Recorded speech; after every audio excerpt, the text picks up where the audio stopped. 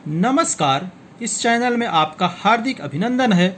आइए देखते हैं दामोदर पंडित द्वारा रचित संगीत दर्पण ग्रंथ और उसमें उल्लिखित सांगीतिक तत्व। राग रागिनियों के ध्यान के कारण प्रसिद्ध मध्ययुगीन संगीत ग्रंथ संगीत दर्पण की रचना सन 1625 ईस्वी में पंडित दामोदर द्वारा की गई है।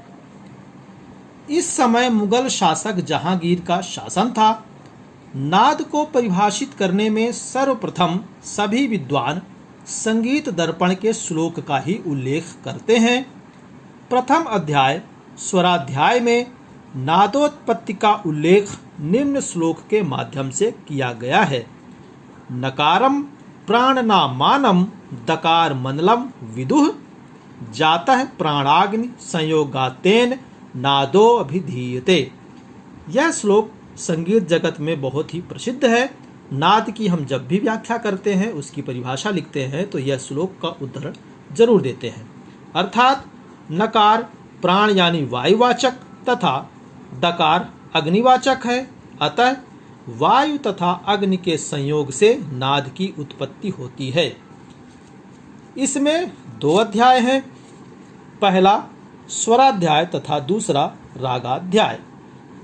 स्वराध्याय में नादोत्पत्ति, श्रुति, स्वर, ग्राम, मूर्छना तथा 32 तानों का वर्णन है। कूट तानों को बनाने का क्रम तथा खंड मेरु तानों में नष्ट और उद्दिष्ट को खोजने का क्रम विस्तार से समझाया गया है। इसी अध्याय में स्वर साधारण, वर्ण, अलंकार आदि का भी संक्षिप्त वर्णन है। ऐसा प्रतीत होता है कि मार्ग संगीत तो संगीत रत्नाकर के समय में ही विलुप्त हो गया था, परंतु पुरानी बातों को ग्रंथों में लिखने की प्रथा चली आ रही थी। इसीलिए संगीत दर्पण में अनेक बातों को केवल लिखकर छोड़ दिया गया है, उन्हें समझाने का प्रयत्न नहीं किया गया, जैसे जाति लक्षण इत्यादि।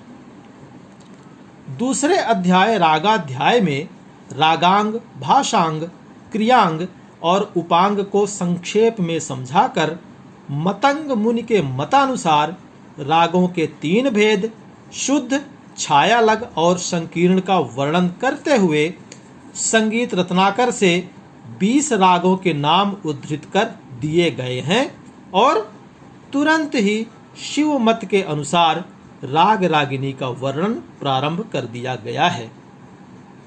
इसके उपरांत रागों का गायन समय और ऋतुओं का संक्षिप्त वर्णन इस अध्याय में दिया गया है। उसके बाद हनुमान मत तथा रागारणव मत से राग रागिनियों के नाम बताए गए हैं। इस ग्रंथ के लोकप्रिय होने का प्रमुख कारण इसमें दिए गए राग रागिनियों के ध्यान है। जिस प्रकार रीतिकालीन कविता का नायिका भेद अभी तक रसिकों के मनोरंजन का साधन बना हुआ है, उसी प्रकार संगीत दर्पण में दिए गए ध्यानों के कारण यह ग्रंथ भी लोकप्रिय बन गया। इसका फारसी, हिंदी तथा गुजराती भाषा में अनुवाद भी हो चुका है। तो दोस्तों, यह है संगीत दर्पण ग्रंथ की व्याख्या, उसका वर्णन, उसमें उल्लिखित सांगीतिक तत्व।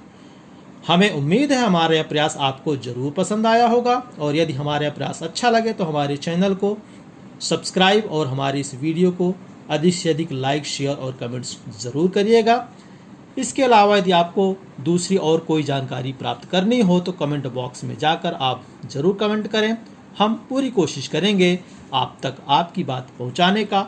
धन्यवाद।